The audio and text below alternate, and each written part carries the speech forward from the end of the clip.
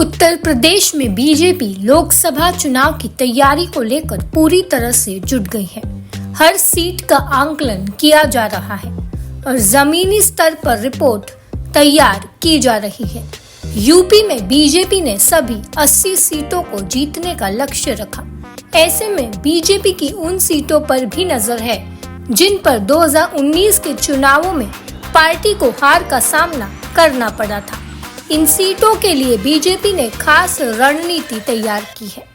भाजपा ने इस बार 2019 से भी ज्यादा बड़ी जीत का लक्ष्य रखा है। ऐसे में उसे सबसे ज्यादा उम्मीद यूपी से है। यूपी से सबसे ज्यादा लोकसभा सीटें आती है और यहाँ पर पार्टी की स्थिति भी काफी मजबूत है। फिलहाल 14 सीटों विपक्षी दलों का कब्जा है। मिशन 80 के लक्ष्य को पाने के लिए बीजेपी अब विपक्ष के कब्जे वाली सीटों पर दिग्गजों को मैदान में उतारने की रणनीति तैयार कर रही है। इनमें फिल्मी हस्तियों से लेकर प्रशासनिक अधिकारी और कई बड़े चेहरे हो सकते हैं। बीजेपी इन दिनों एक सीट पर प्रत्याशी को लेकर मंथन में जुटी है। पार्टी के आंतरिक रिपोर्ट आने के बाद 20 से 30% तक मौजूदा सांसदों की टिकट कटने के कयास भी लग रहे हैं। मध्य प्रदेश और राजस्थान में जिस तरह से पार्टी ने कई केंद्रीय मंत्रियों और सांसदों को भी विधानसभा चुनाव में उतार दिया है, उसके बाद माना जा रहा है कि यही रणनीति यूपी में भी देखने को मिल सकती है। बीजेपी योगी सरकार के दिग्गज मंत्रियों, इसके अलावा कैबिनेट मंत्री और राज्य मंत्रियों को चुनाव में उतार सकती है।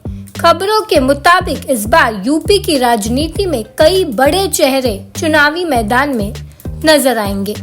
पार्टी का फोकस उन 14 सीटों पर है जिन पर अभी विपक्षी दलों का कब्जा है। माना जा रहा है कि पार्टी बसपा के मौजूदा सांसदों को भी बीजेपी में शामिल कराकर चुनाव मैदान में उतार सकती है। इसके अलावा अन्य पार्टियों के जाने माने चेहरों और जातीय समीकरण को देखते हुए कई नेताओं को बीजेपी में शामिल कराया जा सकता है। यूपी की बड़ी सीटों पर बड़े चेहरे उतारे जाएंगे। इनमें मोदी सरकार के मंत्री राजनाथ सिंह, स्मृति ईरानी, पंकज चौधरी, अनुप्रिया पटेल, कौशल किशोर, संजीव बालियान, जनरल वीके सिंह, भानु प्रताप वर्मा, कई बड़े चेहरों को मौका दिया जाएगा। इसके अलावा अयोध्या, गोरखपुर, प्रयागराज, कानपुर जैसी सीटों पर फिल्मी जगत की हस्तियों का टिकट दिया जा सकता है।